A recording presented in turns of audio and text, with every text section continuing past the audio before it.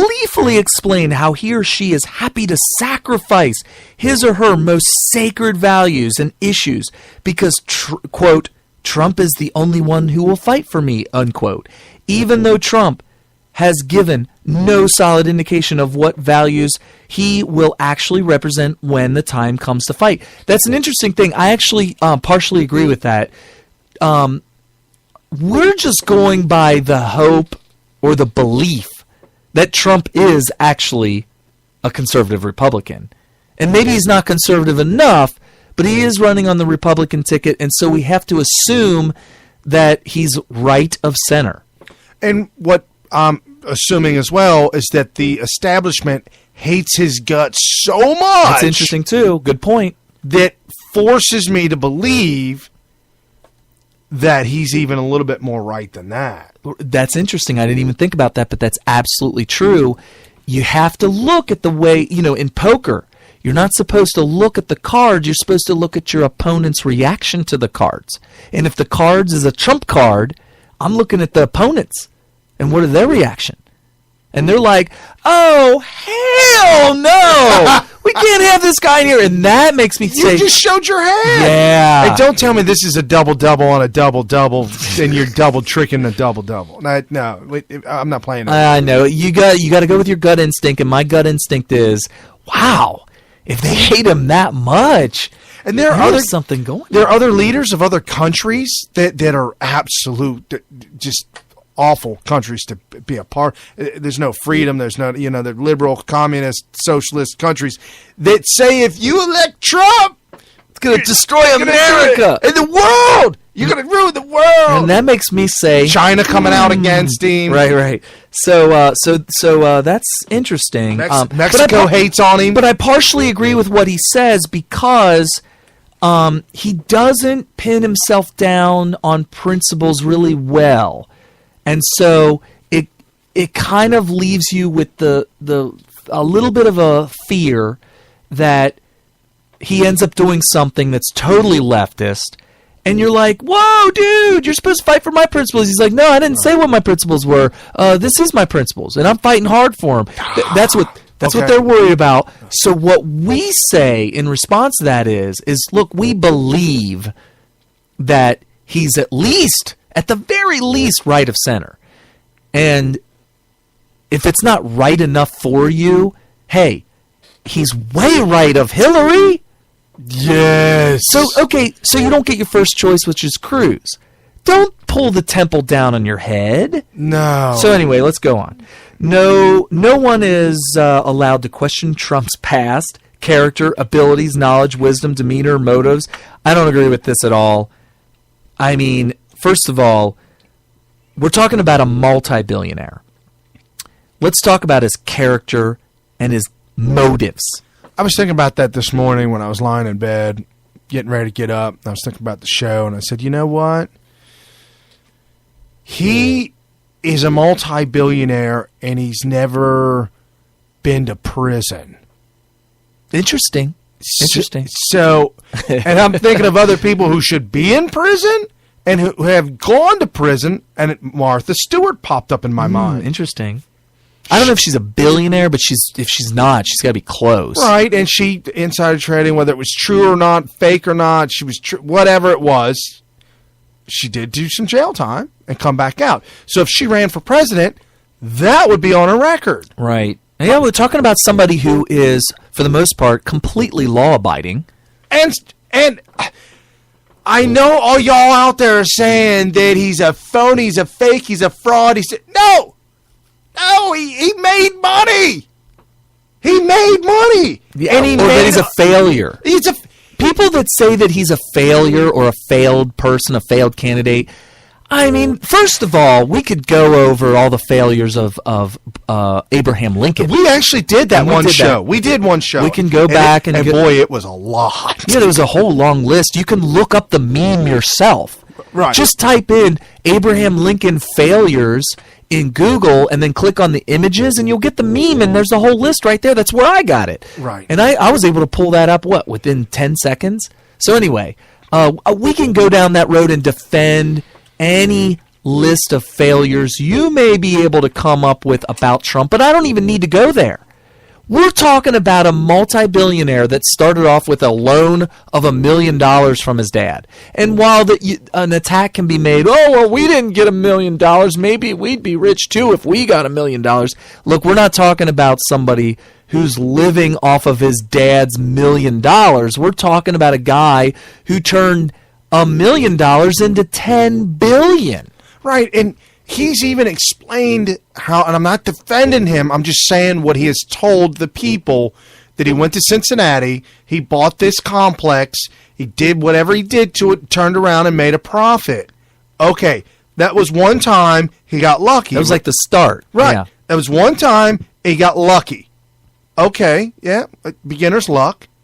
He then made some decisions that led to more decisions, that led to more money and more things and more, and now he's where he's at. Yeah, and the thing is every one of these things is pretty high risk relative to your average ordinary 9-to-5 worker, just a worker, your average worker.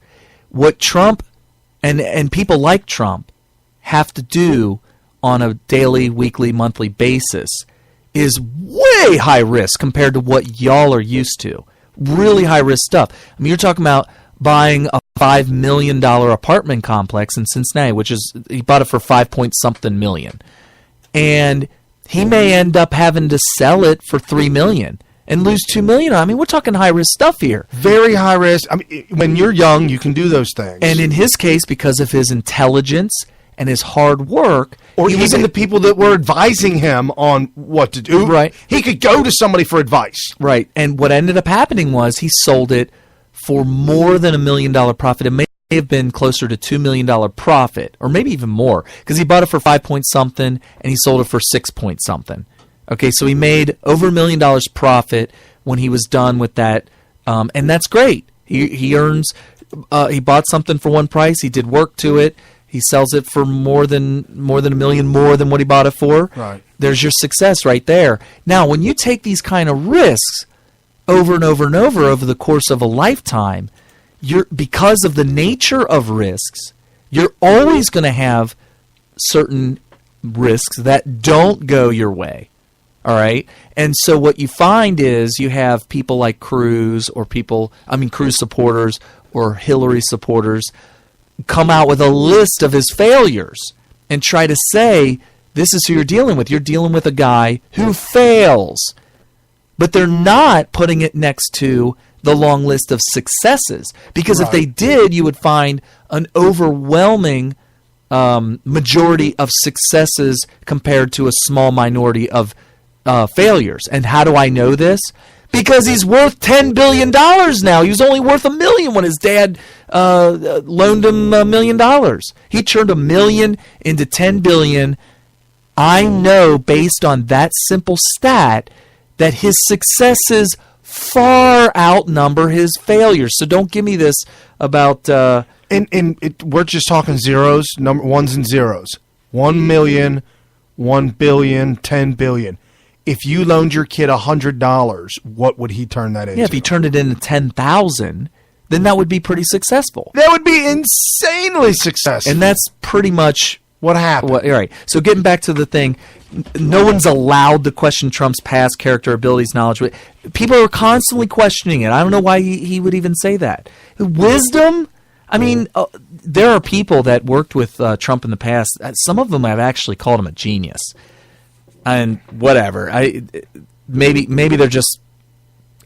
Maybe they're not as smart as Trump, and they think he's a genius. But well, that's funny you mentioned that because there was a contestant, a black woman, female contestant on the Apprentice, and she claims that she's known Trump for I think 13 years, and she was asked, I think it was Wolf Blitzer asked her about it. And she told, here, I've got the sound clip. It's a minute long if you want to play it real quick. Yeah, I'm right in the middle of this article. Go. Well, I mean, I'll play that when it gets okay, when it gets done. let me get through this article and we'll go into it. So nobody's allowed to question Trump's past character, abilities, knowledge. I don't really agree with that. I think people are questioning it.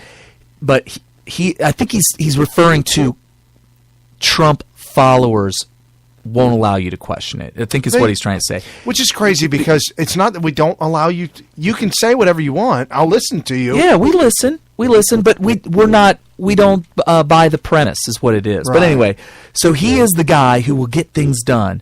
What things? Irrelevant. He will get them done. That's what he writes. So he's accusing us of completely ignoring any opposition that may come up about Trump because we believe it doesn't matter because he's going to get it done. So herein is found the freakishly cultish nature of Trump's following. They have no care about his real plans. They have blind faith that he will do whatever it is that they most desire. So he's comparing him to the Obama of 2008 now. In their blind faith, they resemble Obama supporters of elections past, but the credulity and outright gullibility of Trump followers outstrips that of Obama supporters by far. Obama has never espoused values and beliefs that were so anathema. Okay, he's using big words here. Anathema to his base as Trump has to his. In the lexicon of Eric Hoffer, each of them is a true believer. He has true and believer in capital, like that's their title. Wow. This is the secret of the Trump coalition. Individuals' values are quickly laid aside and forgotten in the deference to the one who says he will fix everything and make America great again.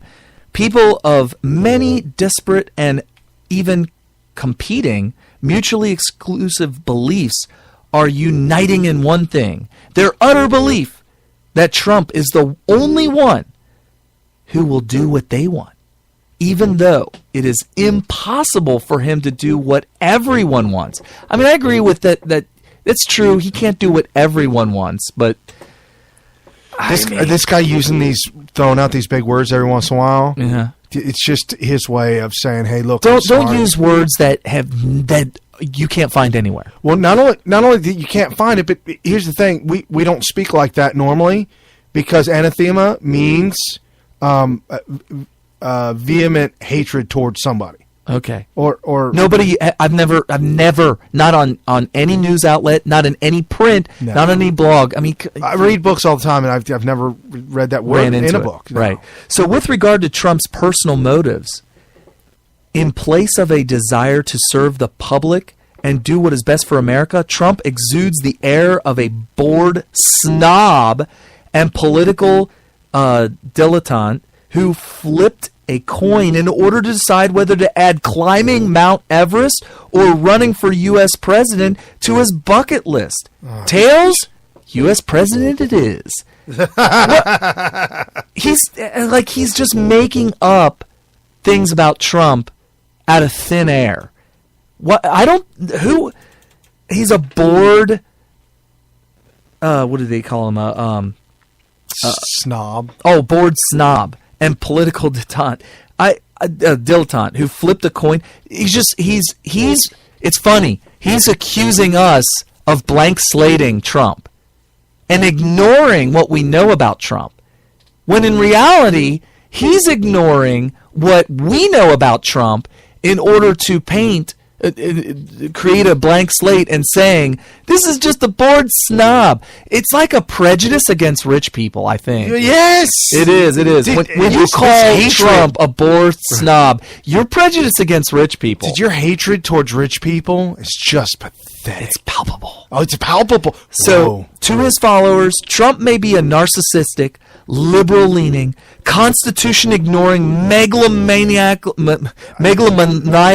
strongman. Love that. But he is their narcissistic, liberal-leaning, Constitution-ignoring, megalomaniacal. I can't even say that word. I can say megalomaniac. I can't say megalomaniacal. There we go. Strongman.